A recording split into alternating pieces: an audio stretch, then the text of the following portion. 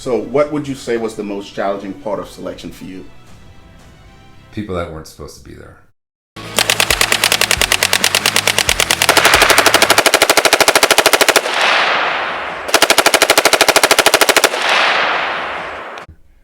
In 2007, and I just trained with those guys. Nice. And for 2 or 3 months, and then we went to Fort Bragg to start the madness. the awesomeness. So, and I think it's important because, one, like, I don't hate recruiters. I just know what they do, right? So every time I speak to some of these younger guys, because they don't know what they don't know, just like you and I didn't know what we didn't know when we went through. Yeah. And recruiters know this. They go to school to learn how to do this shit. So that's why I tell the guys, I'm like, hey, you go to the recruiter with an intent and you tell them this is what I want. If they can't give you that, hey, thank you for your time and your service. Get up and go find another one. Like, you have to be very intentional. I would write your intent down. Yeah. And put it in your pocket. Yeah. And be like, I came here for this today. Yeah. If that's not what you're there for, walk away. Yeah. It is your life, and they do not care about you. Exactly. You live. You're gonna have to live with that your decision for potentially a significantly long time. Yeah. And if that's not what you're truly invested in, don't do it. Yeah. Absolutely not. Yeah. And I think it also gives the Army a bad name because some of these kids get stuck in jobs that they don't want. They go to whatever duty station. They're miserable. They start doing dumb stuff. And now they get kicked out or they leave and they have a bad taste in their mouth, as opposed to if I'm trying to be a soldier and I come to you and I tell you, hey, I want to be an 11 Bravo, then why are you going to convince me to go be a freaking cook or something else, right? Just give me what I want. So, it's one, they're being told certain MOSs need to be recruited. Yeah. But then if people are like, if I become a cook, they have a signing bonus of $50,000. Yeah. Where 11 Bravo doesn't. Yeah. That just means that 11 Bravo is over strength. Yeah. And this is not, and so they're trying to get people in that job. Like, that amount of money is not worth it. No. It's not. It's the misery that you will hold in you for making that decision. No amount of money will be able to bring that time back to being the thing that you truly, the fire inside you is driving you to, won't matter. Because all of us will say, I'll do this job for free.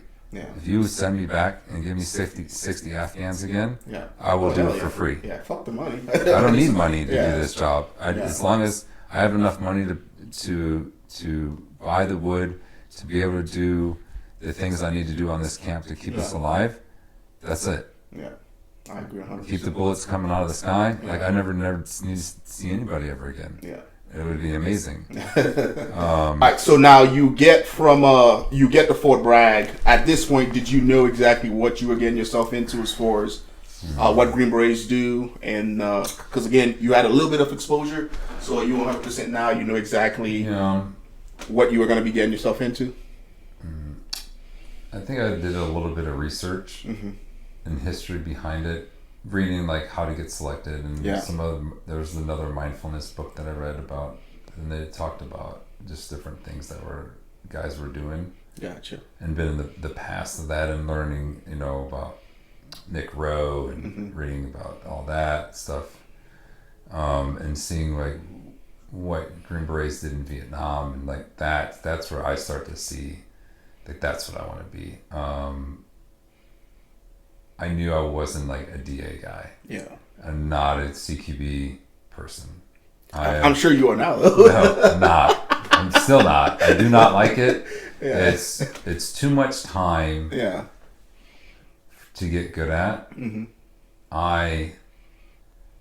After being in Afghanistan, after my first trip, I wanted to empower the Afghan people to fight for themselves.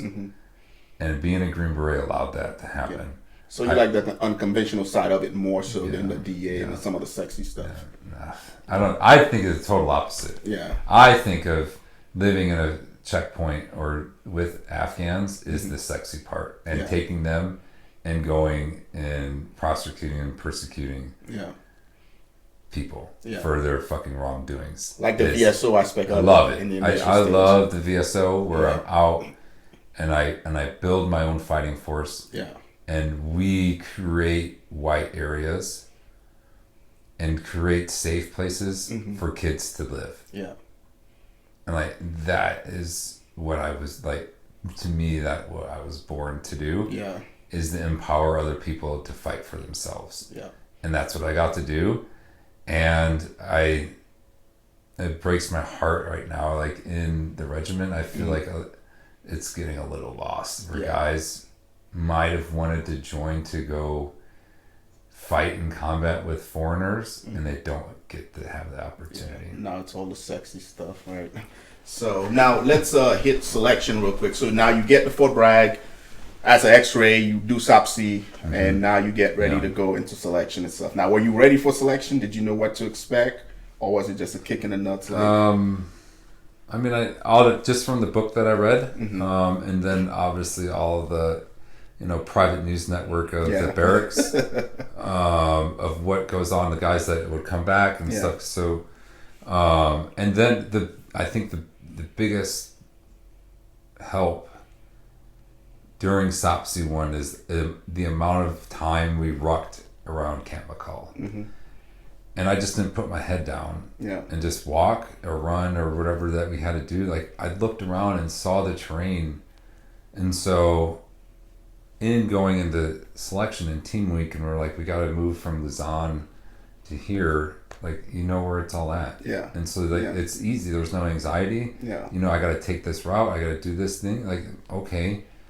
Walk in the woods at night during land nav, like they show you the whole Hoffman training area. Yeah, SOP-C definitely does a good job at preparing you guys for that. And so even into selection, like I was like, I'm gonna run the same speed, I'm gonna ruck the same speed.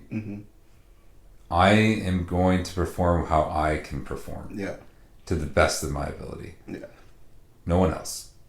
Selection is totally you. Until you get to team week in a way. But until that time, until you're in a group, it's all of self-evaluation. Yeah. It's on your own head, and it's what do you do with your own time? Yeah. And does it crush you that you are all alone? Or can you amuse yourself, think about things, self-reflect on life? And that's what I did. I didn't care if it was raining or if I was completely wet. I just thought about my life and the things that I'd been through, and it kind of is like my time to heal and reflect on the things that I've been through as a kid. And that's what I kind of just did, and just kind of made sense of it. To walk 10 clicks. Yeah. Like, okay, like it's, and so I never ran or anything like that. Yeah. Like the prep before I came on active duty, I just took load for time. Yeah. Like, I'm going to walk for 3 hours. Yeah. I don't care the distance. I need to have this weight on my shoulders to prepare for it. And that's it. It's just time. I just need to be able to walk for time. Learn how to take care of your feet. Understanding that the time that you have after the events, it's, maintenance of your body, cleaning your clothes, feeding your body, and doing those preventive maintenance things before sleeping. Gotcha. That makes a lot of sense. You got to take care of everything else. Pack your ruck, make it look good, fill up all your water, be prepared and leave at a moment's notice. So it starts so you start prepping, right? The same way that we would start to prep, like we go out on a mission. Like, I have to go through all my gear, all my radios. I have to go inspect everything, make sure it's prepped. And then I can go do what I need to take care of on me. So if they're like, hey, you got 5 minutes to get your ruck ready to go on a ruck run or something or like that, like your stuff's ready. It already weighs the right amount. Everything, like there's nothing that I need to work on. Gotcha. So what would you say was the most challenging part of selection for you? People that weren't supposed to be there. Yeah. Now, did you voice your opinion, or was it one of those things? I wasn't a person who during team week that would deliberately leave people behind. Yeah. What I did was make it look so that they didn't help.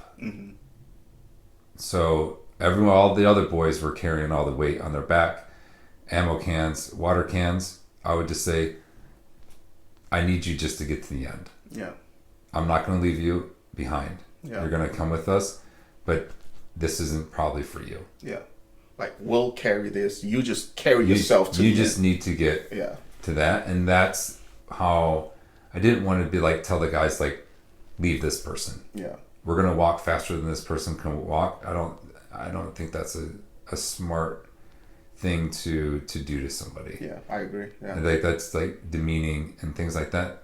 But are you going to just say, like, I need you to do as best as you can to stay with us? But we still we have to do other things. Yeah. The rest of us will carry all the weight just so you can get to the end. Yeah. And you need to do some self-reflection on this if this is a choice that you need to be here.